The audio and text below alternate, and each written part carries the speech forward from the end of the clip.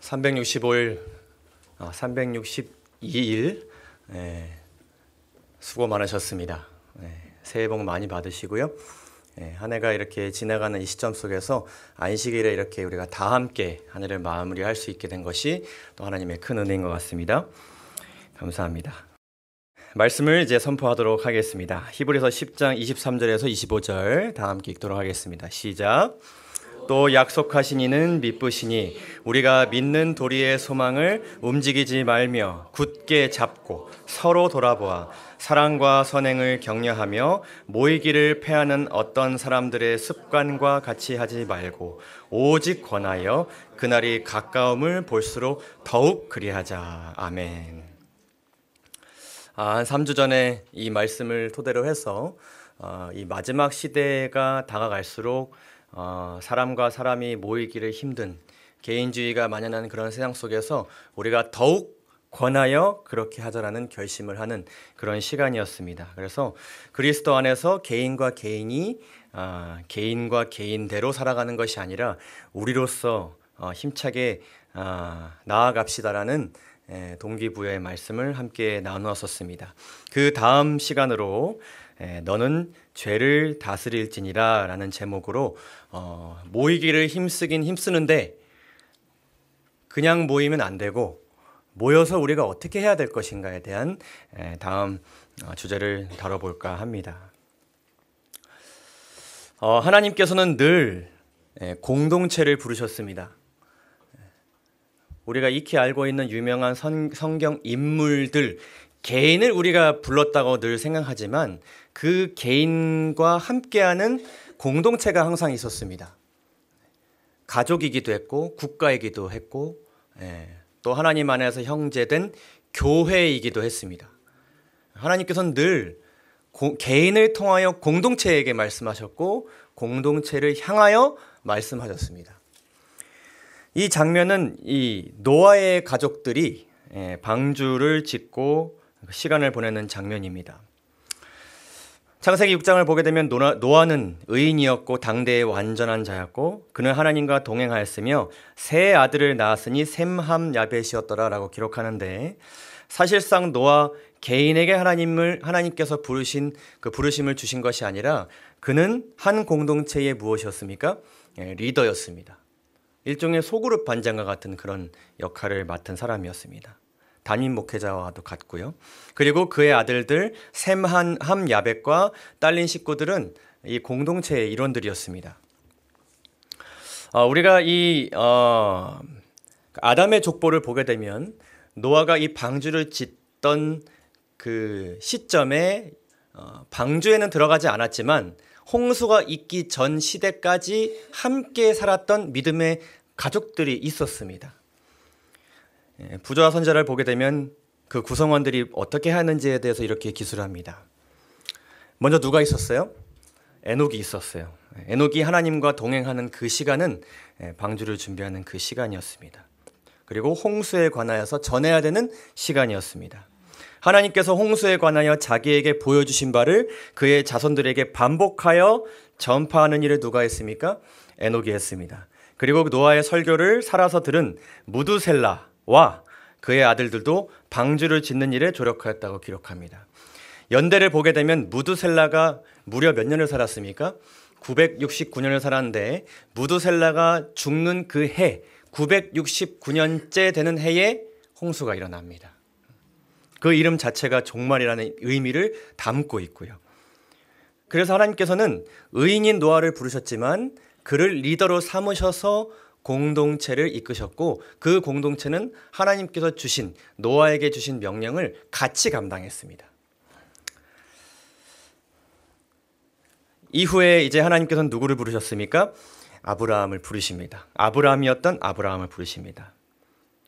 그래서 이 창세기 12장에는 여호와께서 아브라함 개인을 부르시는 그러한 이야기가 나오지만 결국 이 아브라함이 고향을 떠날 때에 혼자 갔습니까? 아내인 사레도 같이 갔고요. 또 롯도 갔고요. 딸린 식구들도 같이 갔습니다.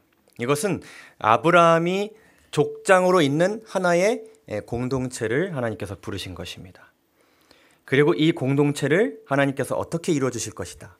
더 큰 공동체로 이루실 것이라는 약속을 주신 것입니다. 출애굽기 3장에서 하나님께서는 모세를 부르십니다. 모세를 부르실 때에 이 사명 자체를 홀로 감당하게 하지 않으셨습니다. 하나님께서는 제일 먼저 이 모세를 부르셔서 무엇을 만들어 주셨냐면은 소그룹을 먼저 만드셨습니다. 그것은 모세와 아론 두 사람을 같이 세운 것입니다. 그리고 모세로 하여금 그 노예 생활 가운데 있는 이스라엘 백성들에게 가서 어떻게 하라고 말씀하세요? 이스라엘 장로들을 뭐 하는 것을 먼저 하라? 모으는 것을 먼저 하라고 말씀하였습니다. 그래서 모세가 가서 하는 일은 바로에게 가서 말씀 전하는 일이 아니라 공동체를 세우는 것을 먼저 했습니다. 공동체의 리더들을 먼저 만나고 그들에게 사명을 설명하고 서로 신뢰관계를 쌓고 함께 기도하면서 결심하는 시간을 먼저 가지고 난 다음에 바로에게 나갔습니다. 너는 그들의 장로들과 어떻게 해요? 함께 애굽 왕에게 나아가라고 명령합니다. 이후에 출애굽 사건 다음 그들이 노예 생활에서 구원하심을 받은 다음에 하나님께서 그들과 언약을 맺으십니다. 소위 이 언약을 우리가 모세의 언약이라고 하지만 그 언약의 대상은 모세였습니까? 그렇지 않았습니다. 그 대상이 누구였어요? 이스라엘 공동체였습니다. 모세는 이 공동체의 소그룹 반장이었습니다. 이스라엘아, 오늘 내가 너희의 귀에 말하는 규례와 법도를 듣고 그것을 배우며 지켜 행하라. 어떤 하나님이요? 나의 하나님? 아니요. 우리 하나님 여호와께서 호렙산에서 누구와 언약을 맺으셨어요? 우리와 언약을 맺으셨어요. 구원받은 자들이 함께 모여있는 그 공동체와 언약을 맺으셨습니다. 그래서 하나님은 언약을 누구랑 맺으신 겁니까? 늘 공동체와 언약을 맺으셨습니다. 이 언약이라는 단어는 영어로 covenant라고 합니다. 근데 이 covenant라는 단어는 convene, 어떤 말에서 유래했다고요? 소집하는 것을, 그것을 그 의미를 담겨진 말에서 유래된 것입니다. 제가 한 달 전에 이 민방위 훈련을 갔다 왔는데 국가에서 그 민방위 대원들을 어떻게 한 것입니까? 소집한 것입니다. 그럼 국가는 뭐예요? 소집자예요. 그리고 우리는 소집되는 이 공동체의 구성원으로 참여하는 것이죠. 그래서 하나님께서는 늘 어떤 사역을 먼저 하시고 중요하게 여기셨냐면 소집자로서 인간을 모으는 사역을 하면서부터 인간과 관계를 맺으시고 사역을 시작하였습니다. 그리고 먼저 지도자와 최초의 관계를 맺으시고 그 지도자와 함께하는 공동체의 모든 구성원들을 인간 공동체로부터 이렇게 이끌어내십니다. 지금 있는 곳을 그 공동체를 이렇게 탈출시키시기도 하고 꺼내시기도 합니다. 아브라함도 마찬가지였고요. 모세도 마찬가지였습니다. 있었던 곳에서 한 리더 안에 있는 하나의 그 공성원들을 이끌어내십니다. 그리고 그들과 언약을 맺으시고 그들과 함께 어디로 향해 가냐면 새로운 목적지를 향해 나아가는 것이 하나님의 사역이었습니다. 그리고 그 가운데 무엇을 주셨어요? 계명을 주셨어요. 10계명을 주셨고 여러 가지 민법, 형법 다양하게 레위기에서 주시고 성소법 또한 주셨습니다. 그 모든 것은 각자 있는 곳에서 우리가 보통 이제 계명이라 한다 그러면은 각자 살아가는 데 있어서 각자 개인의 현장에서 지켜야 되는 그런 하나님의 법이라고 생각하는데 그것은 처음 주어질 때 하나님의 공동체 안에서 하나님과 공동체, 하나님도 지키시니까요. 함께 살아가는 데 있어서 함께 지켜져야 할 것들이었습니다. 이거는 일종의 무슨 룰이에요? 공동체 룰이에요. 공동체 룰. 그리고 하나님과 그들은 새로운 한 공동체로서 온 세상에 하나님의 영광을 드러내는 새로운 사역을 시작하게 됩니다. 이러한 사역은 예수님께서 이 땅에 오셨을 때도 이어졌습니다. 예수님께서는 제일 먼저 무엇을 하셨어요? 작은 소그룹을 만드는 것을 먼저 하셨어요. 예수님께서 몸소 리더가 되셨고요. 그리고 예수님께서 떠나실 때에 이 자들을 무엇을 세우기 위해서 세상으로 보내셨어요? 교회라는 공동체를 세우기 위해서 세상으로 보내셨어요. 그래서 이 지도자들이 세상 가운데서 그 제자 한 명이 리더가 되어서 또 하나의 무엇을 세웠어요? 공동체를 세웠어요. 교회를 세웠습니다. 계시록 21장 2절을 보게 되면 최종적으로 이 땅에서 구원받는 그 무리를 하나님께서는 새 예루살렘이라고 부르십니다. 내가 또 보니 거룩한 성 새 예루살렘이 하나님께로부터 하늘에서 내려오니 그 준비한 것이 신부가 남편을 위하여 단장한 것 같더라. 영감의 글을 보게 되면 이것에 대해서 이렇게 설명하십니다. 그리스도와 교회의 관계는 매우 밀접하고 신성한 것이다. 그러니까 그리스도와 뭐의 관계예요? 공동체의 관계예요. 이는 그리스도는 신랑이요 이 공동체가 신부인 것입니다. 개인이 신부가 아니라 누가 신부예요? 교회, 이 공동체가 신부예요. 그러므로 그리스도와 관련을 맺는 것, 내가 그리스도와 관계를 맺는 것, 이것 자체가 뭐와 관련을 맺는 것과 같아요? 공동체와 맺는 것과 같아요. 예수님과 개인적으로 관계도 맺으면서 교회랑 관계를 맺는 게 아니라 예수님과 관계를 맺으면 곧 그게 누구랑 관계를 맺는 거예요? 공동체와 관계를 맺는 거예요. 똑같은 개념입니다. 그래서 하나님께서 사람을 모아서 만드신 공동체 안에서 우리가 모이기를 힘쓰라라는 그 명령은 누구와 교제하기를 힘쓰라는 말과 동일해요? 예수님과 교제하기를 힘쓰라라는 말과 같은 말입니다. 자, 그래서 우리는 그 비전을 세운 것입니다. 결심을 해보는 것이고요. 함께 더욱 권하여 마지막 때일수록 모이자는 것입니다. 자, 그런데요. 모이기만 하면 되는 것인가? 이것이 문제입니다. 모이는 것에 대한 부담이 혹시 여러분들의 마음 가운데 있으십니까? 그동안 많은 모임 가운데 참여하셨을 것이고 또 소속되셨을 것입니다.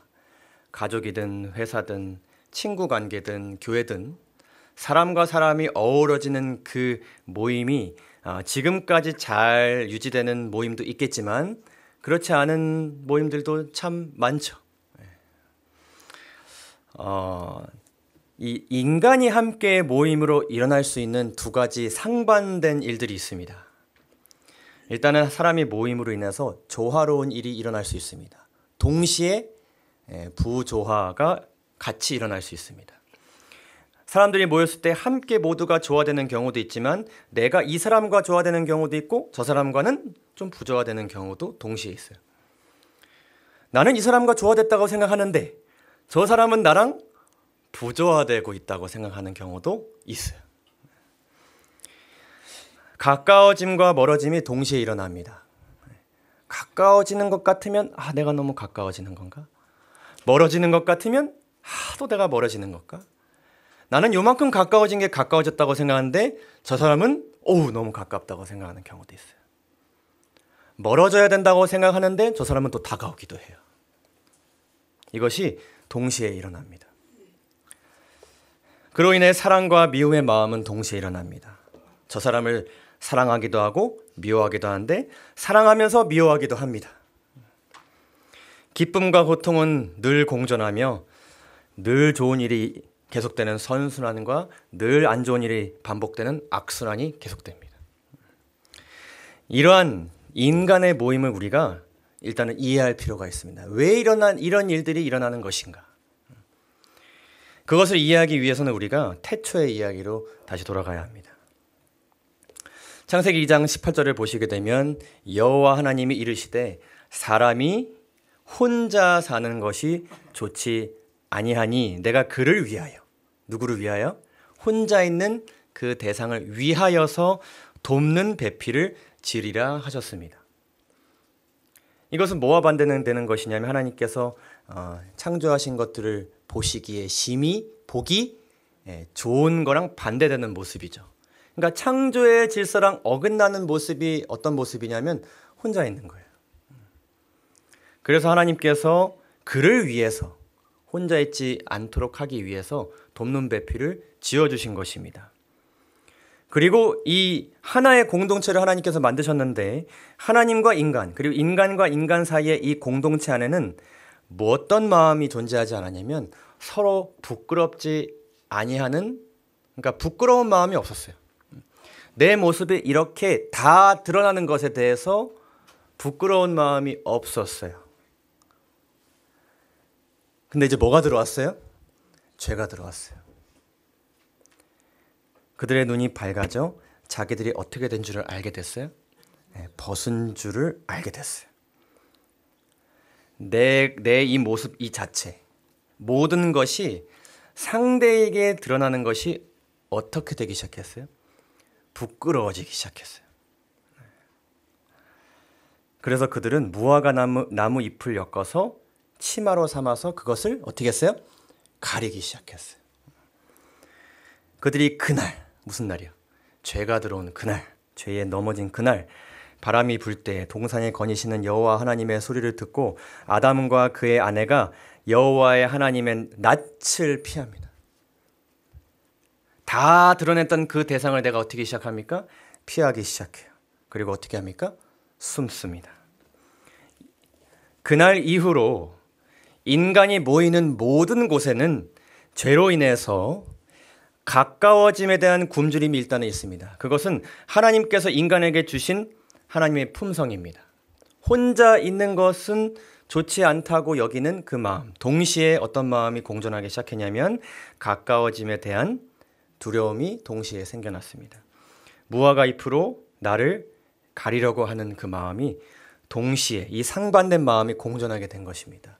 그렇기 때문에 사람이 모이면 성도가 모였든 세속적인 사람들이 모였든 간에 사람이 모이면 그곳에 조화와 부조화와 선순환과 악순환과 사랑과 죄악이 같이 공존하게 된 것입니다. 무엇 때문에요?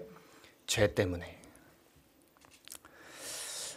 소그룹 사역을 위한 성경적 기초라는 매우 굉장히 이 소그룹 사역을 하는 데 있어서 목회자들이 많이 읽는 그런 책이 있는데 이 소그룹에 대해서도 이렇게 얘기해요.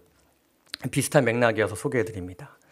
소그룹은 함께 있기를 원하면서도 누가 주신 마음이에요? 창조주가 주신 마음이에요.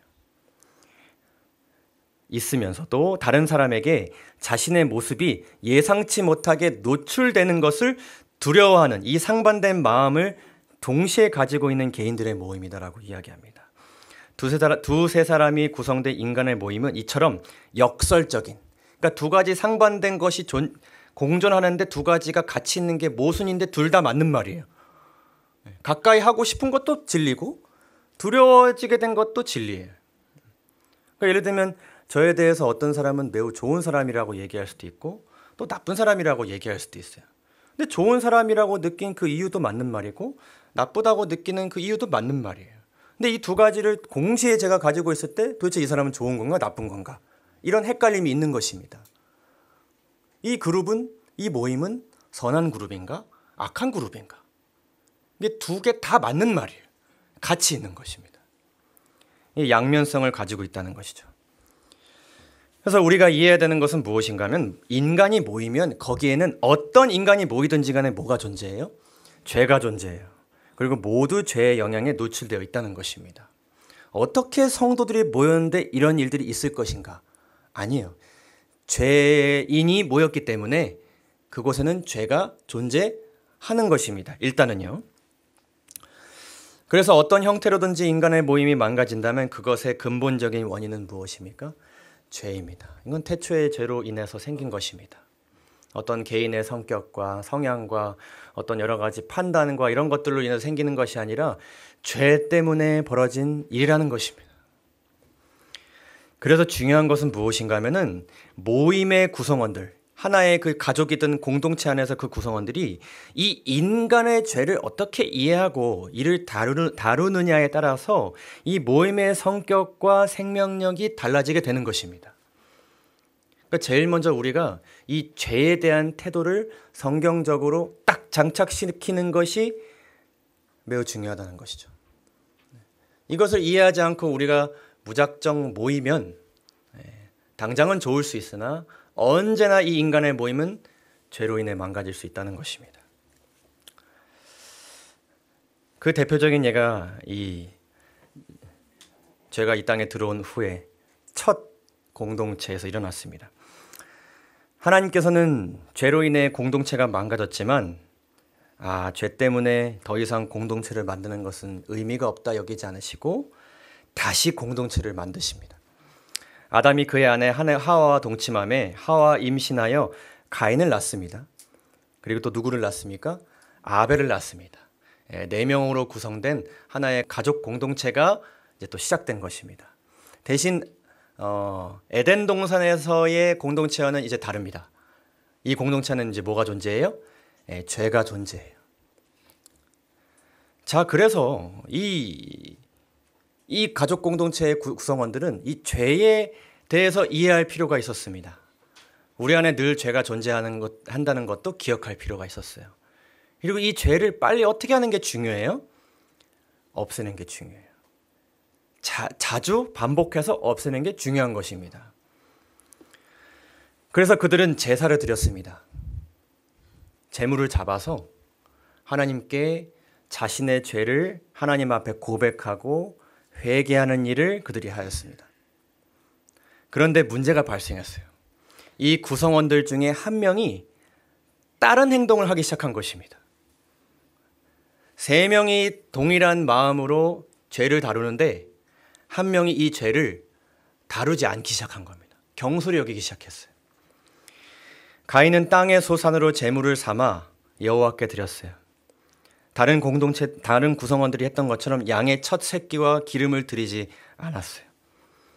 하나님께서는 이 공동체를 망가뜨리는 이 일을 하나님께서는 용납하실 수 없었습니다. 그러나 가인은 그 마음 가운데 벌써 뭐에 지배됐습니까? 죄에 지배됐어요. 이 죄를 다루는 이 일에 동참하지 않았을 때 이미 그의 마음 가운데는 뭐가 가득 차 있었어요? 죄가 가득 차 있어요. 분노가 치밀어 올랐어요. 부자 선지자를 보게 되면 이렇게 기록합니다. 그의 봉헌물에는 죄에 대한 참회가 표시되어 있지 않았다. 그는 양을 가져와서 그의 피와 함께 제물을 드리려 하지 않고 그 피와 자기의 소산, 자기의 노력의 생산물을 드리고자 했다. 가장 요긴한 부분, 즉 이 죄를 없애주실 수 있는 유일한 분, 구속주의 필요성에 대한 인정을 빼어버렸습니다. 참된 희생 제사는 가인 개인뿐만 아니라 가인이 속한 공동체 안에 존재하는 죄가 제거되는 통로였습니다. 공동체의 일원이 이를 중요하지 여기지 않자 문제가 발생했고 공동체 안에 들어온 죄를 제거하는 일에 충실하지 않는 것이 이 공동체의 가장 큰 문제점이었습니다.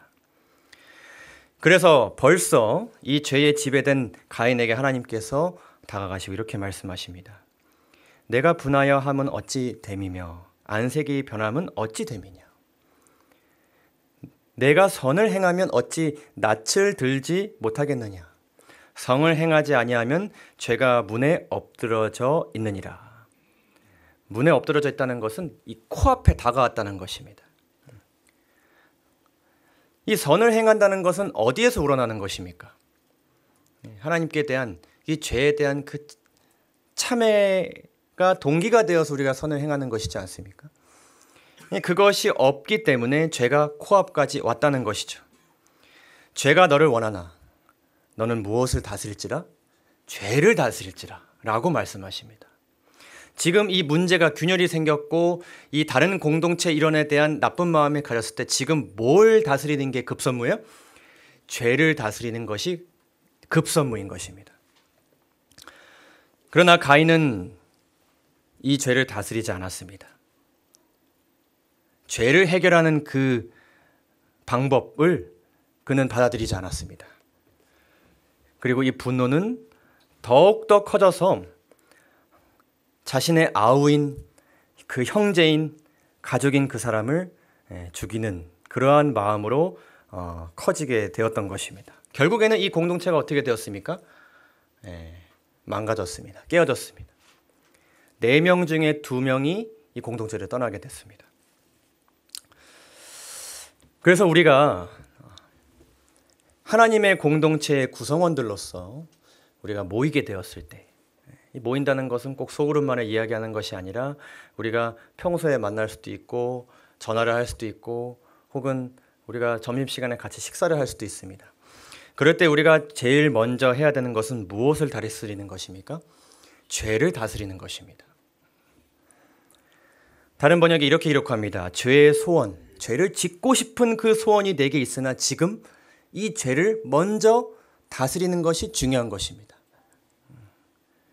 그것이 세상에 대한 것이든 나와 함께 있는 사람에 대한 것이든 나와 함께 있지 않은 제3자에 대한 것이든 죄가 만들어낸 그 마음을 먼저 뭐 하는 게 중요해요?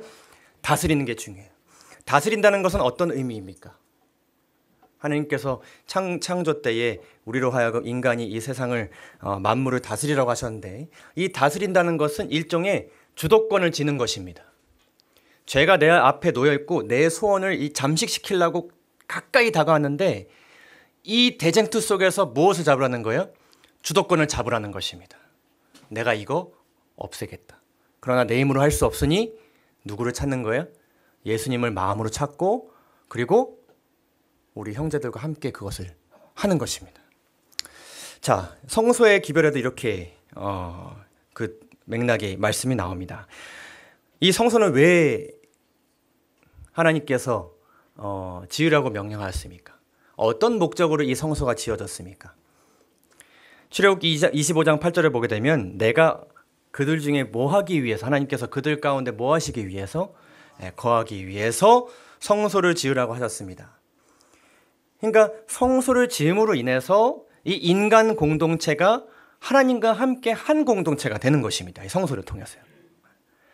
함께 있고 싶다는 것이죠. 끼워달라는 것입니다. 같이 있고 싶다고.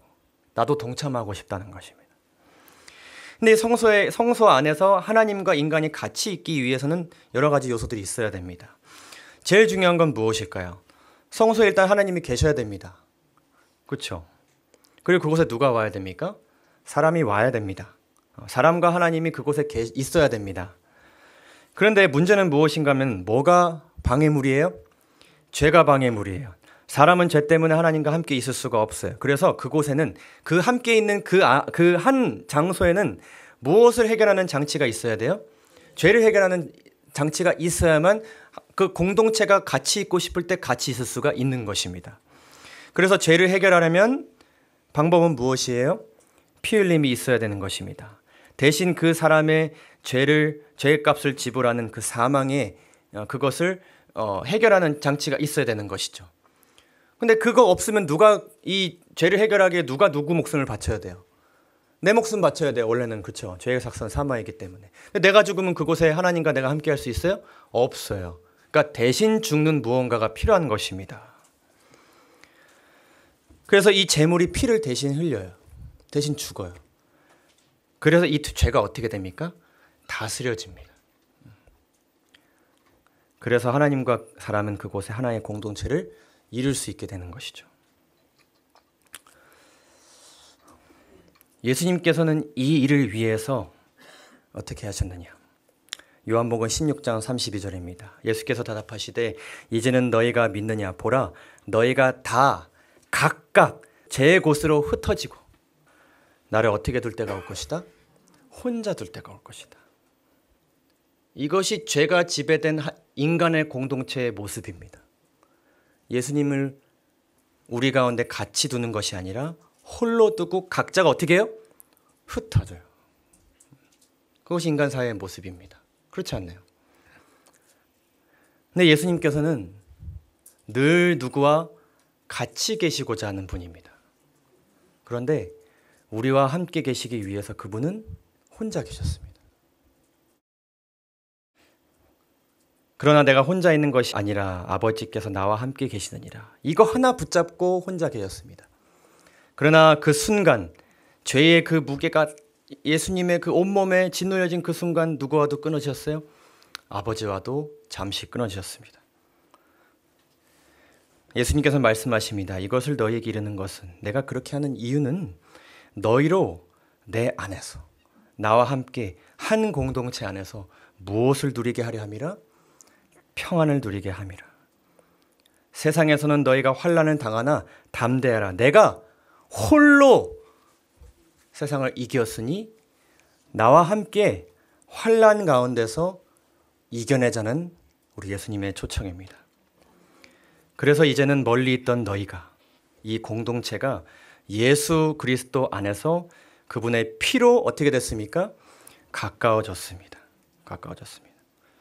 그는 우리의 화평이신지라. 그분의 그 홀로 계심 덕분에 우리가 화평이신 그분과 함께 어우러져 그 화평을 누리면서 살 수 있게 된 것입니다. 그 화평은 둘이 하나가 되는 화평이었습니다. 원수된 것, 곧 중간에 막힌 담이 그분의 몸으로 인하여서, 피로 인하여서 헐어지는 그 화평이었습니다. 그래서 야고보서 5장 16절에는 교회로 하여금 이렇게 할 것을 권면합니다. 그러므로 너희 죄를 어떻게 고백하라고요? 서로 고백하라. 서로 고백하라. 저는 이 말씀에 대해서 묵상하면서 이런 교회가 있을까? 서로 죄를 고백한다는 것은 도대체 어떤 공동체일까? 이게 어떤 것이냐면요, 우리가 다 이 무화과나무 잎으로 각자 가리고 싶은 것을 가리고 오는 것입니다. 그리고 우리가 모여서 그걸 뭐 하는 거예요? 치우는 것입니다. 이렇게 할 수 있는 공동체가 있을까? 라는 생각을 하면서 이것은 하나님께서 정말 이 죄에 대한 위험성을 우리가 정말 절실히 깨닫고 이것이 먼저 해결되지 않으면 교회가 바로 설 수 없기 때문에, 선교할 수 없기 때문에 이것을 정말 중요하게 우리에게 강조하고 계시는구나라는 것을 깨닫게 되었습니다. 영감의 글을 보게 되면 이렇게 기록합니다. 그대는 날마다 하나님 앞에 머리 숙여 기도하며 성령의 빛이 그대의 마음 가운데 들어오기를 구하며 모든 악한 생각과 감정이 어떻게 될 때까지요? 극복될 때까지, 죄가 다스려질 때까지 하나님께 끊임없이 간구하지 않겠느냐. 그리스도께서는 말씀하신다. 너희 죄를 서로 고백하며 병 낫기를 위하여 서로 기도하라. 그대는 이 일을 얼마나 많이 했는가. 어떤 정신이 교회에 들어와야 된다고요? 고백의 정신이 교회에 들어와야 그대는 하나님의 구원을 분명히 보게 될 것이다 라고 기록합니다. 초기 재림교회는 이것을 정말 열심히 노력했습니다. 정말 열심히 노력했습니다. 여러분 생각해 보세요. 이 재림교회에 정말 다양한 교파에서 사람들이 모였습니다. 대부분이 목사님들이었고 또 선교사들이었고 정말 믿는 바에 대해서는 정통한다는 사람들이 지금 모여 있습니다. 하나님께서는 그 진리를 갈망하는 자들을 모아 놓으셨습니다. 분위기가 어떠했을까요, 여러분? 으쌰으쌰 시작했습니다. 그러나 이 분위기가 어떻게 이어졌을까요? 생각해 보세요. 정말 뿌리 깊은 신앙관을 가지고 있었고 그 신앙관에 따라서 삶을 이어오던 사람들이 지금 모여 있습니다. 흐릿한 사람들이 모여 있는 게 아니라 어떤 사람들이요? 뚜렷한 사람들이 모여 있습니다. 각자 배운 것이 풍부하고 다 논리적으로 설명할 수 있는 사람들이었습니다. 그래서 초기 재림교회는 이 다양한 신앙적 배경을 가진 사람들이 모임으로 인하여서 논쟁과 분쟁과 다툼이 굉장히 많았습니다. 이 가운데서 제일 많이 싸웠던 사람이 누군지 아십니까? 화인 여사의 남편이었습니다. 당시 우라이아 스미스라는 굉장히 유명한 또 다른 어떤 또 이렇게 성경을 깊이 연구하는 사람과 나뉘어져서 논쟁을 많이 했습니다. 화인 여사 집에서 어떤 얘기를 많이 했을까요? 여보, 참아. 그러나 이것은 그렇게 된다고 쉽게 바뀌어질 일이 아니었습니다. 왜냐하면 그냥 이렇게 뭐 성격을 맞추는 것이 아니라 믿는 바에 대해서 내가 믿는 그 모든 것에 대해서 다시 재해석하는 일이 있는 것이기 때문에 저 사람이 뭔가 중요한 걸 얘기했을 때 내가 뭘 해야 돼요? 내가 가진 것을 포기해야 돼요. 근데 그 포기하는 게 그냥 나 혼자 믿던 것이 아니라 내가 목사로서 사람들도 이끌었고요. 그 모든 역사를 그 모든 모임 앞에서 하나님 앞에 겸손히 내려줄 수 있는 용기가 필요한데 그 과정이 얼마나 치열하고 힘들었을지 여러분 상상해 보시죠. 그래서 이 교회가 하나님께서 진리를 주심으로 인하여서 굳건하여지기도 했지만 오히려 서로 사랑하지 못함으로 인해서 모래알처럼 이 교회가 무너질 만한, 와해될 만한 위기가 매우 자주 있었습니다. 화인 여사 또한 공격을 자주 당했습니다. 화인 여사의 그 영감적인 글, 하나님께서 주신 그 메시지가 모든 사람에게 권위가 있지는 않았습니다. 반대하는 사람들이 있었어요. 그게 말이 되느냐? 당신이 뭔데? 라고 이야기하는 사람들이 정말로 많았습니다. 하나님의 능력이 내게 나타난 것을 믿지 않는 가족으로 전에 언급된 적이 있는 집안 사람 하나가 이번에는 내가 흥분 상태에 빠진 것이 분명하다고 주장했다. 언제요? 이번에는. 전에는 뭐 했던 거야? 또 다른 얘기 가지고 공격했던 것입니다. 그러니까 자신이 생각했을 때 저 사람은 공격할 만한 뭔가가 또 생겼을 때 또 나온 것입니다. 또 잘못됐다고 비난하는 것이고요.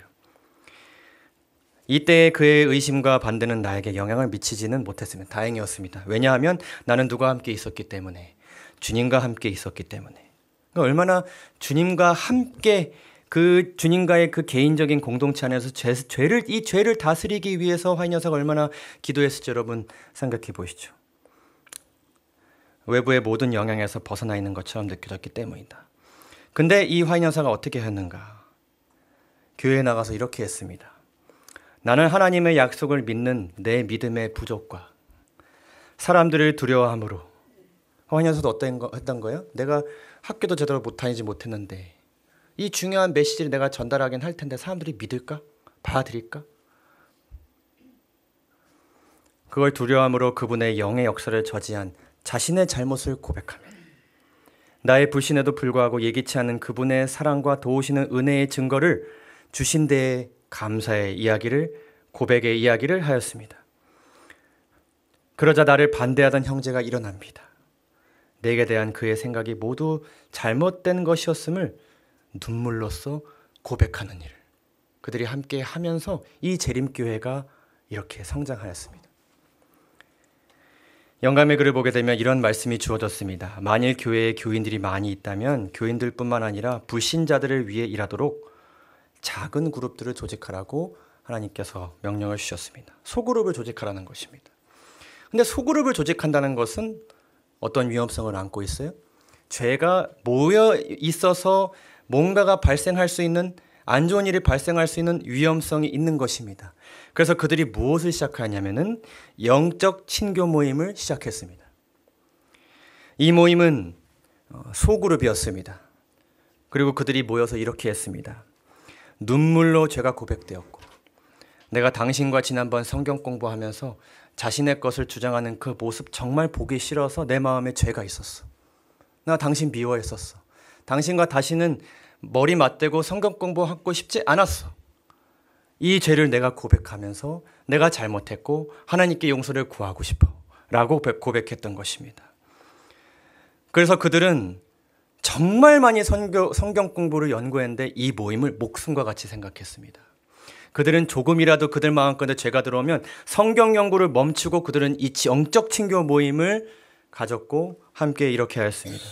하나님 앞에 온전히 깨어지고 용서받기를 갈망하는 마음과 주님의 재림을 맞이할 준비가 되기를 구하는 강력한 탄원을 가지는 그러한 모임을 그들이 하면서 함께 말씀을 연구하고 교회를 세우고 선교했습니다. 오늘 말씀을 마치면서 함께 이 적용의 교훈들을 나누고자 합니다. 여러분, 사람이 모이는 곳에 죄는 더욱 활발히 활동합니다. 사람이 모였기 때문에 더 활발합니다. 그곳에 죄를 가진 사람들이 더 늘어났기 때문입니다. 개인의 죄가 공동체 안으로 들어오지 않게도 우리가 해야겠지만 중요한 것은 공동체 안에서 개인의 죄들이 함께 주님 안에서 극복되어야 합니다. 공동체의 구성원 모두가 이를 위해 힘쓰지 않으면, 내가 가인이 된다면 공동체는 언제든지 나와 공동체를 지배할 것입니다. 죄가요. 그렇기 때문에 죄에서 승리하신 분을 공동체의 중심에 모시기 위해 모든 구성원들이 최선을 다해야 할 것입니다. 신실하게 서로 자신의 죄를 고백하고 용서하며 선을 행하는 공동체가 될 때 우리는 공동체를 세우신 그리스도 안에서 그분께서 주신다고 약속하신 참된 행복과 평안을 누릴 수 있게 될 것입니다. 공동체 안에 있는 것이 너무나 행복하고 함께 기쁘고 함께 주님 안에서 자라나는 것이 너무나도 우리에게 가장 큰 기쁨이 될 수 있을 것이라는 것을 우리 모두 확신하게 되시기를 간절히 소망합니다. 예수님께서 이렇게 우리에게 약속하십니다. 나와 함께하지 아니하는 자는 나를 반대하는 자요. 함께하지 않는 것이 반대하는 것입니다. 지식적으로 잘못 이해하는 것이 나를 반대하는 것이 아닙니다. 때로는 잘못된 생각을 가질 수 있습니다. 잘못된 행동을 할 수 있습니다. 그러나 누구와 함께 있는 것이 중요한 것입니까? 주님과 우리가 함께 있는 것이 제일 중요한 것입니다. 이어서 말씀하십니다. 나와 함께 모으지 아니하는 자는 해치는 자니라. 영어성을 보게 되면 He who doesn't gather with me scatters 이렇게 말하는데, 나와 함께 모이지 않는 자들은 어떻게 될 것이라고요? 흩어지게 될 것입니다. 때로는 바벨탑처럼 하나님께서 다시 새로운 공동체를 모으기 위해 흩으실 수도 있는 것입니다. 그러나 우리는 늘 기억해야 합니다. 두세 사람이 누구의 이름으로요? 예수님의 이름으로 모인 곳에 주님께서 우리와 함께 공동체를 이루신다는 것을 기억하게 되기를 간절히 소망합니다. 마지막으로 호소합니다. 그날이 가까울수록 우리 모두 모이기를 힘쓰되 주와 함께 모이는 우리가 되는 2024년 되기를 간절히 소망합니다. 말씀을 마치도록 하겠습니다. 감사합니다.